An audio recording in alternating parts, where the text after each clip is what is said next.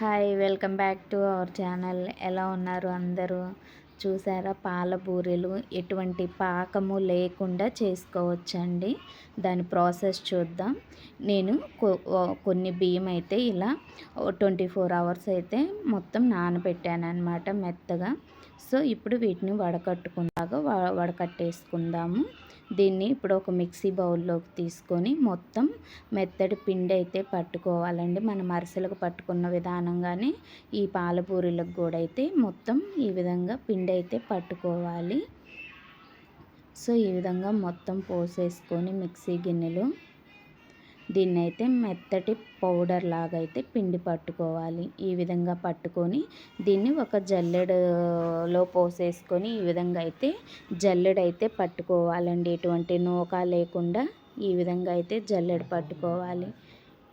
నాకైతే జల్లెడ పట్టడం అస్సలు రాలేదు, కానీ ట్రై చేశాను, పర్లేదు, బాగానే వచ్చిందనమాట.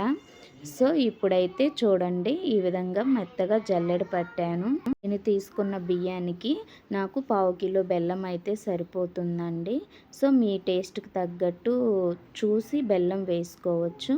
దీంట్లో ఒక 8 ఇలాచీ యాడ్ చేసేసుకొని ఈ బెల్లాన్ని మెత్తటి స్మూత్ పేస్ట్ లాగా అయితే చేసుకోవాలి. ఎందుకంటే ఉండలు తొందరగా నలగవు కాబట్టి. సో ఇప్పుడు ఇందులోనే కొద్దిగా కొబ్బరి పొడి కూడా యాడ్ చేసుకొని ఈ బెల్లము కొబ్బరి పొడి మొత్తం ఈ బియ్యం పిండికి పట్టేలాగా మొత్తం ఇలా కలిపేసుకోవాలండి. ఇలా అయితే బెల్లం బాగా పట్టేస్తుంది అన్నమాట, పిండికి ఎటువంటి ఉండలు లేకుండా. దీనిలో కాచి చల్లార్చిన పాలు ఒక 1/2 గ్లాస్ అయితే యాడ్ చేస్తున్నానండి. నాకు ఈ పిండికి 1/2 గ్లాస్ ఈ మిల్క్ అయితే సరిపోతాయి.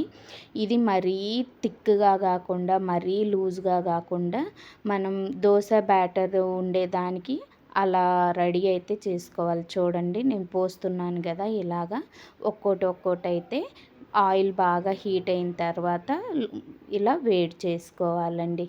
వేడి చేసుకొని 2 సైడ్స్ కాల్చుకుంటూ తీసుకోవాలి. ఇది పాతకాలంలో మా అమ్మమ్మ వాళ్ళైతే చాలా బాగా చేసేవాళ్ళండి. ఇప్పుడు వాళ్ళ వంటలు మనం ఎక్కడ తింటున్నామండి. సో ఇక వాళ్ళ గుర్తుగా మనం ఇలా అప్పుడప్పుడు చేసుకోవాల్సిందే అన్నమాట. ఉన్నవాళ్ళు అదృష్టవంతులు. సో లేని వాళ్ళు ఇలా గుర్తుపెట్టుకొని ఇలాంటి వంటలు చేసుకొని తినాలన్నమాట. సో ఫైనల్గా అయితే ఇది ఒకటైతే కాల్చాను. ఈ విధంగా మొత్తం అయితే కాల్చుకోవాలన్నమాట.